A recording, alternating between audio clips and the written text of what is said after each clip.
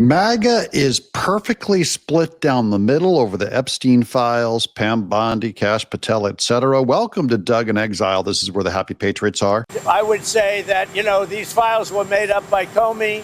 They were made up by Obama. They were made up by the Biden. We went through years of that with the Russia hoax, with all of the different things that we had to go through. We've gone through years of it, but she's handled it very well. And it's going to be up to her. Whatever she thinks is credible, she should release. Yeah.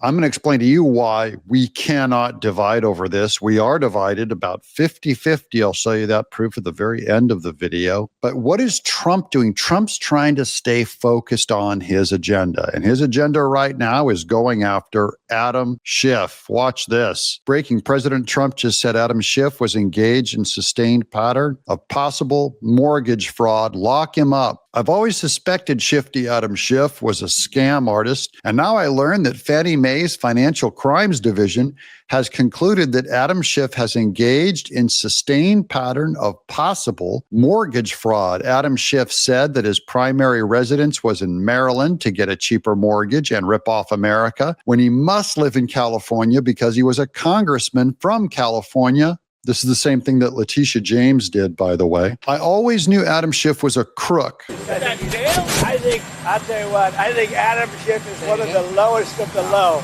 I would love to see him brought to justice.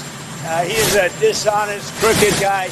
I don't know about the individual charge, if that even happens. But Adam Schiff is a serious lowlife. The fraud began with the refinance of his Maryland property on February 6th of 2009 and continued through multiple transactions until the Maryland property was correctly designated as a second home on October 13th, 2020. Mortgage fraud is very serious. Trump knows this because he got nailed on it, allegedly, falsely, by Letitia James. It's very serious, and crooked Adam Schiff, now a senator, needs to be brought to justice. So I'm just pointing that out as where Trump is going on this thing. Meanwhile, on the divided MAGA, look at how happy MSNBC is that we're all divided. That should send a huge warning shot to all of us. There are other social media influencers like Benny Johnson and the like who took to Twitter X over the weekend, really trashing President Trump, which we never see before. And by the way, I am not on board with that. You guys have seen me. I do not trash Trump. Other influencers, they're trying to take the other side against Trump. I'm on his side, and he's saying to move on.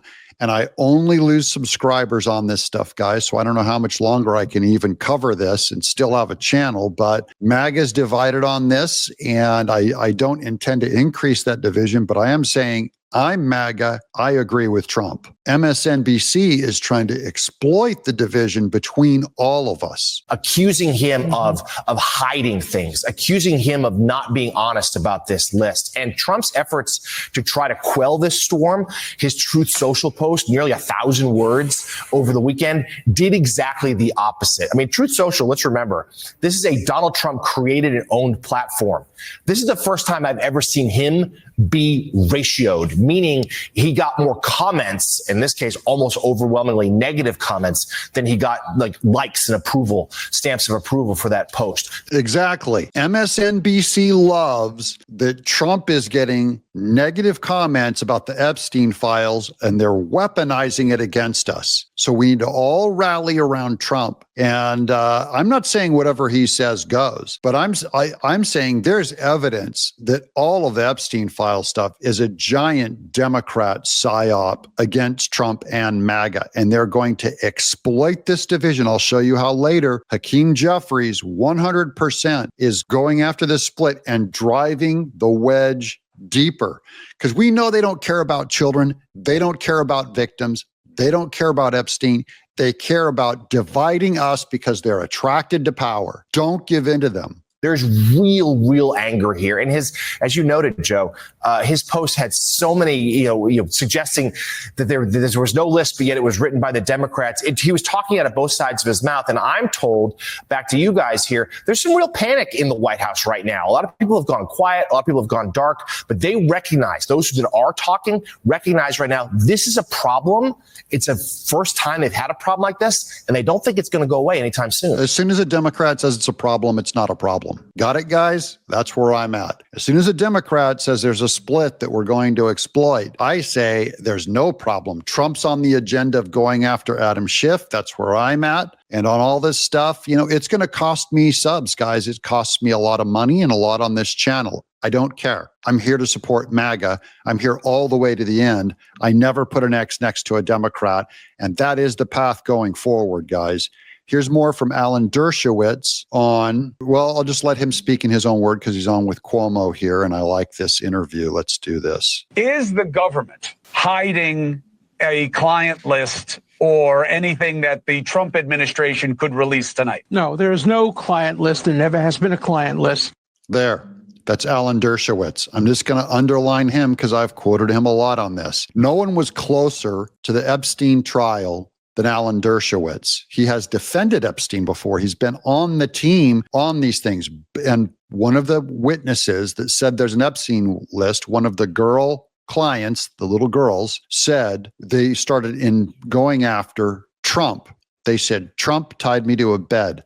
And so did Alan Dershowitz. And then she pointed to the judge of the whole thing, and so did that Manhattan judge. And the Manhattan judge said, hey, step carefully. And they ended up throwing this witness's testimony out because she was nuts and just went after all of them. There was no credibility to her. The credibility to me are guys like Dershowitz who says there's no list, there never was a list. There's no benefit to him doing this. I'm not saying what he's saying is true, guys. I'm not taking that side. You guys know there's no way I can know what's true or false in this whole thing. I'm only stepping back and recognizing they're using everyone's ignorance on this stuff, on there not being a client list. They're using everyone's speculation about that to divide MAGA. I'm for transparency. We're intellectually consistent in this. Look, Reagan used to tell us we should trust the American people. I believe in that principle. I know President Trump does as well, and I trust him. I mean, he put together a team of his choosing, and they're doing a great job. It's a very delicate subject, but we should put everything out there and let the people decide it. I mean, the White House and the White House team are privy to facts that I don't know. I mean, this isn't my lane. I haven't been involved in that. But I agree with the sentiment that we need to put it out there. And Pam Bondi, I don't know. When she originally made the statement, I think she was talking about documents, as I understood it, they were on her desk. I don't know that she was specific about a list or whatever, but she needs to come forward and explain that to everybody. I like Pam. I mean, I think she's done a good job. I'm going to be here for as long as the president wants me here, and I believe he's made that crystal clear. It's 4 years, well, 3.5 now, right? We've got 6 months in, and it feels like 6 years. But I was with Director Patel this morning, and we are working on fighting violent crime. We are working on all these issues that we deeply care about to make America safe again and get these drugs off our streets. We need the DOJ focusing on the major priorities. So let's get this thing resolved so that they can deal with violent crime and public safety and election integrity and going after Act Blue and the things that the president is most concerned about, as we are. That's a fact. That's not a matter of opinion. That's truth. And I'm trying to say, guys, step cautiously.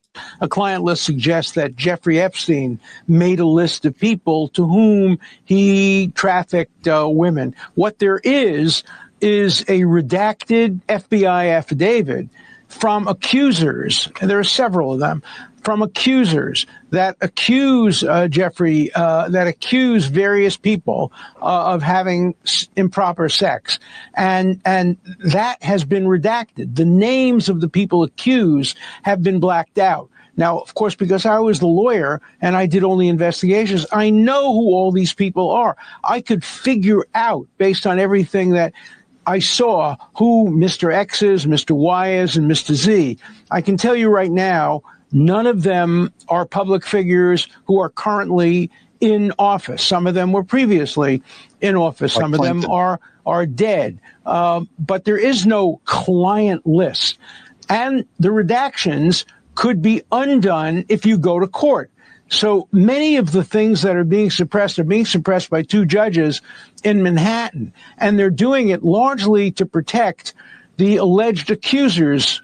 Okay, that's two important items that you cannot let pass. Number one, these judges are in Manhattan. These are Democrat judges. They're the ones that covered up this list. Number two, the list is allegedly to protect victims. If you're pro-child and you're pro-youth and you're pro not damaging them further, then they just said, look, whatever these victims did, they don't want to be brought out in public, these girls, to further damage them. Who are, in the view of the judges, victims, even though we don't know what their actual status is. I do believe that that's the case, that they've released everything that can be released, but only because I trust Dan Bongino and Kash Patel and the president on this now. Are those questions legit? Absolutely. And so I've been saying literally since the first day this memo broke that there's no way that Pam Bondi should not be doing a press conference where she at least answers that question. At the very least, I need to hear it from their mouth that this is that we're releasing everything that can be released. However, I'm very hesitant to make the claim that there is evidence that exists that I have not seen because that's totally unfalsifiable. Right? I've only seen the same stuff that you've seen, Megan, and I'm probably talking to many of the same sources that you're talking to. People like Dan and Kash and Pam and the president and the vice president and everybody else in the administration, they have seen material that I have not seen because, again, they're the ones who are reviewing the material. And so I am not prepared. You put out a tweet earlier that I think is right. Basically, there's two theories of this particular case. One, Pam Bondi overpromised and underdelivered, which seems to me the most plausible. Or two, there's an active cover-up that the Trump administration is engaging in of a child sex trafficking ring. And I think that if people want to make that accusation, they should just come out and say it. And if that's the case, if they want to make that accusation that President Trump and everybody who was elected to uncover this is actually now, they flipped 180, and now they're engaging in a full-scale cover-up of a child ring, then people should just have the balls to say it out loud and articulate it as opposed to sort of softly peddling the possibility that just say it, because it seems to me when you articulate these two possibilities out loud, one of them is significantly more plausible than the other. Now, again, that does not relieve the responsibility on the administration to answer basic questions of fact publicly. And that's where I think the great screw up is. But I think there are a lot of people who are trafficking in unevidenced theory. And again, I can speculate all day long. You can too. And speculation is fun. But we now have a bunch of people who I trust. I trust Dan Bongino. I trust Kash Patel. And I do trust the president of the United States that he is not covering up a child ring. The judges have issued orders, which is why I can't disclose things I'd love to disclose, saying that you can't disclose this information. But Pam Bondi and the Justice Department and Donald Trump are not responsible for that. I don't know of any information that they could disclose that they haven't disclosed. Now, Pam Bondi and Trump cannot disclose more information. It's wrong category. So I'm just, again, in defense of Trump and for all the people going, we have to impeach him and we're done with MAGA and all that. You guys, I think those are all the ones that have unsubscribed to my channel. And, this is probably the wrong channel for you. Now, maybe there is some, but I'm simply not aware of it. And so I think it's important to place the blame where the blame deserves to be placed. The vast majority of people who are in the files, and I know them all, I've seen all the names, the vast majority of them have already been disclosed. Like Bill Gates. They're in articles all over the world. They're in books that have been written. So if we got everything, you would be shocked how few names are there that haven't already been disclosed. The media hasn't done its job. Hasn't, by the way, done a good enough job in finding the people who have been disclosed in the public record. And again, I'm just saying that's another big clue, guys. The media has not done its job on this thing, and they could have, but they didn't, because I'm saying Democrats control this thing more than Republicans do. Now, getting back here's more on Democrats pushing this MAGA split. Okay, this is what they want. House Republicans blocked the Epstein file vote 7-5. It's official. So there was a push. I'll get into that video in just a second. I'm going to give you all the information on this, guys, to get you caught up. There was a push to release these files, and the House Rules Committee voted 7-5 to block Rep. Ro Khanna. He's a Democrat. His amendment demanding a full vote on releasing the Epstein files. So Ro Khanna wants to vote to release the Epstein files to make Republicans look bad. So who wants the files to be released? For those of you people going after Trump, Democrats want it released. All 4 Democrats and just 1 Republican, Ralph Norman, voted yes. The rest of the GOP said no. Chip Roy didn't even show up. Ro Khanna called it very disappointing, warning the fight's not over. Rep Khanna, I can keep introducing these amendments every week, every month. For now, the files stay sealed. Why does a Democrat want to keep releasing these amendments to release these files? Here's Ro Khanna. For breaking news, the Republican-controlled House Rules Committee has just voted to block the release of the Epstein files. They're exploiting division. They're exploiting division. They're exploiting division. This is helping Democrats win. Joining us now, the member of Congress who forced that vote, Democratic Congressman Ro Khanna of California. Congressman, kind of give us the latest situation with the House Rules Committee. Well, it's very disappointing. I had a very simple amendment that the full Epstein files should be released. It went for a vote to the House Rules Committee. Jim McGovern, who is the ranking member for House Democrats, made sure that all 4 Democrats voted for the release. Ralph Norman, a Republican, actually joined with the Democrats. They're trying to get you to join their side. They're trying to get MAGA to join the Democrat side that want these documents released. Remember, they only want power. Let's go to Tim Pool here on why they can't be released. Once again, this is some of the stuff that Dershowitz said. You can't just vote to release the Epstein files because there are victims, videos, and photos in those files.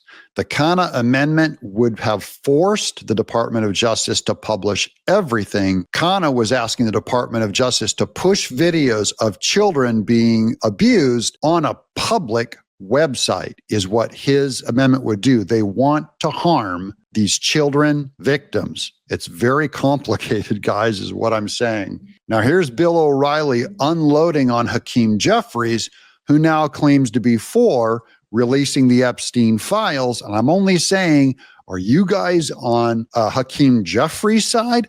I'm not. Or are you on Trump's side? I am. Here's Bill O'Reilly. This is how disingenuous that comment was. And this is what infuriates me about these people.